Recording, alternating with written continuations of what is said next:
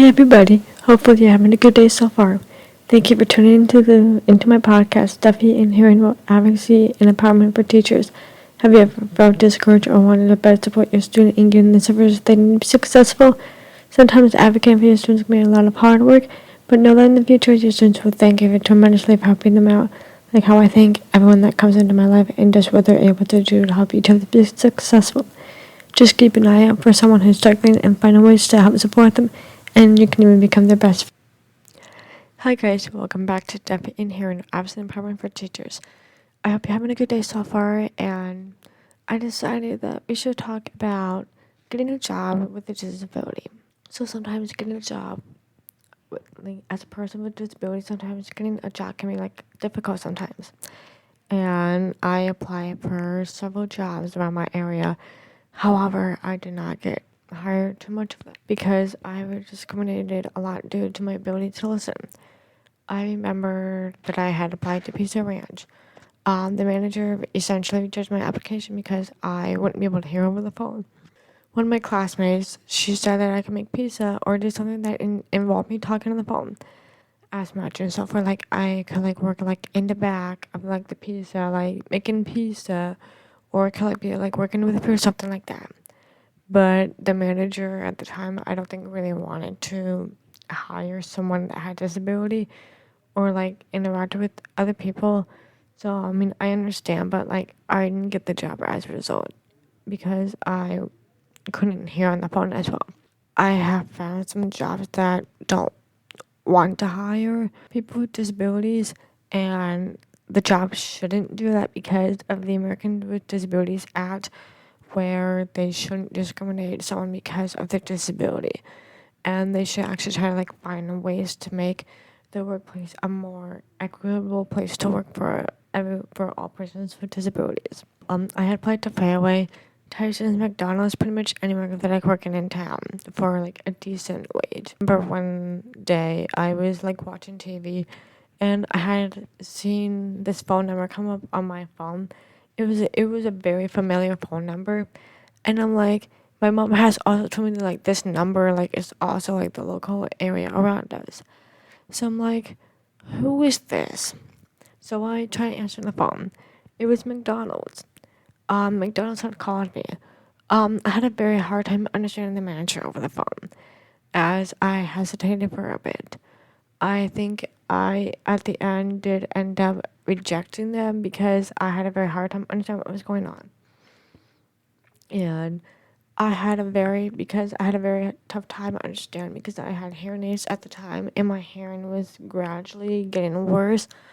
I realized that I could have gotten a job at McDonald's, but I rejected because I couldn't hear the manager. And so after getting off the phone, I don't remember if I had cried or if I had texted one of my friends at the time, and I told them hey, what should I do if I could have gotten the job? And they're in all honesty, yes, they could have given you the job, but looking back at it now, it was just in disguise because I ended up getting a different job that I actually wanted and enjoyed that for a short amount of time. But so yeah, that day I had rejected the call from McDonald's. I think I had a huge meltdown for a while, and then I waited for my mom to get home. I had told her the situation oh, I could have gotten the job, but I didn't get the job because I couldn't hear the manager. And she told me that we could go in, try to see what to do and so forth. So we went in to McDonald's the next day after. I got the interview. However, I didn't get hired for the job because I remember telling the manager, I'm if you want me to work there, I am totally fine working there. Just don't place me in an area where I have to do with headphones over my ears because that just be very difficult for me to understand people.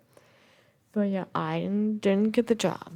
So for a few weeks, I tried looking for different workplaces across my town to get hired at. I was trying to find ways to break the barriers of getting a job as a deaf person.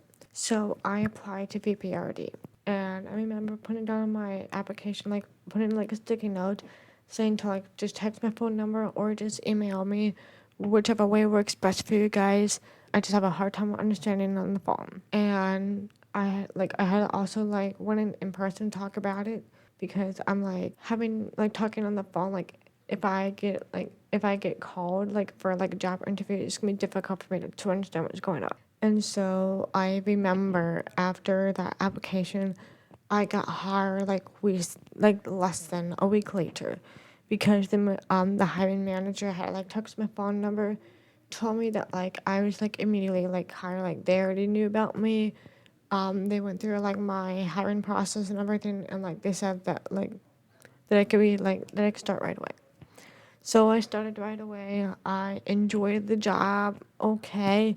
It wasn't a great pay. I was getting paid like less than a minimum wage actually. And I had worked like I would say anywhere between 40 hours, I would say. But I wasn't making as much money as I wanted to. And I was especially like, I remember just kind of being broke, even though I felt like I shouldn't have to feel like I was being broke. But like at the same time, I was making minimum wage. I was exhausted. I was tired coming home from working about 7 to 8 hour shifts every single day. And then I remember during that summer, I also was working another job. I worked as a gardener for only a month's worth in the summertime. It was relatively good. I enjoyed working out in the sun, getting sunburned. I worked 4 hour shifts. It was relatively good pay. I enjoyed the people I work with, and I think that was also one of those contributing factors. Also, what led me to basically not work for VPRD the following summer after. Because after that summer, I didn't have a job or anything else to do. I was just like trying to like stay busy with schoolwork and everything, trying making sure that I did what I needed to be successful. And so it was around this time, yes. Yep, around this time because I got hired. So I remember around this time, several years ago, I'm like, I need a job. Like, someone's coming up right around the corner. I need a job. And I heard my mom tell me that like her workplace, like the target was hiring.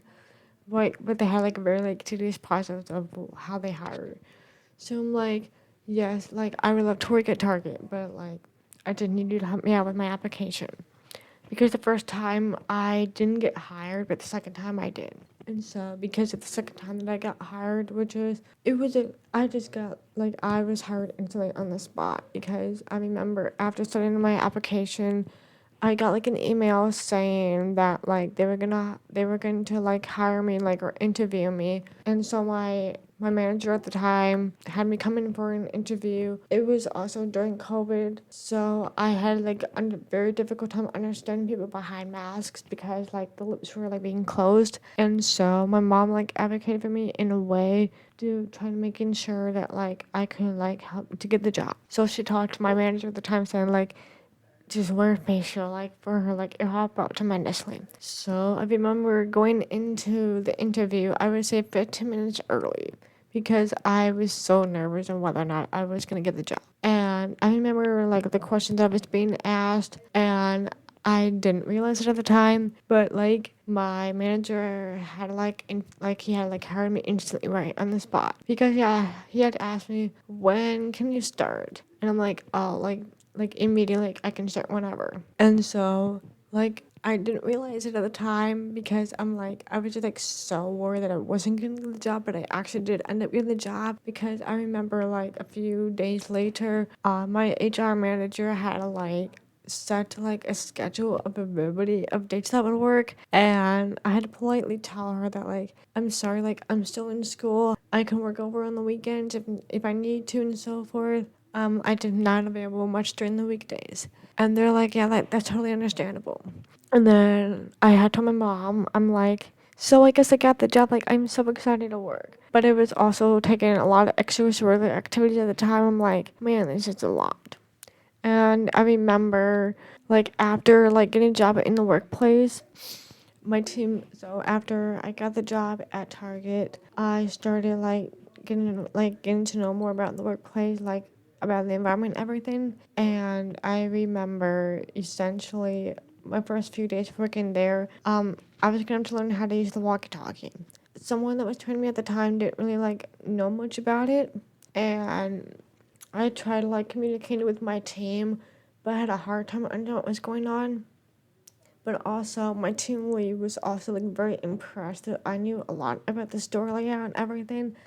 And I told my trainee, I'm like, yes, I remember coming here all the time, just shopping at Target. So yes, of course, I know a lot of these Target brands, and I know a lot of the policies and everything.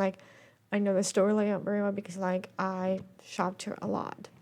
But nowadays, now I know where everything is, and I'm one of the highest performing team members there, and they pretty much appreciate me. But yes, with the walkie-talkie situation, because they know I'm a very fast, I'm one of the most fastest working person over there, and so now if I have it, if I have an item that needs to be ironed after something like that, I basically would always have to walk towards the back of the store to get approval from a team lead.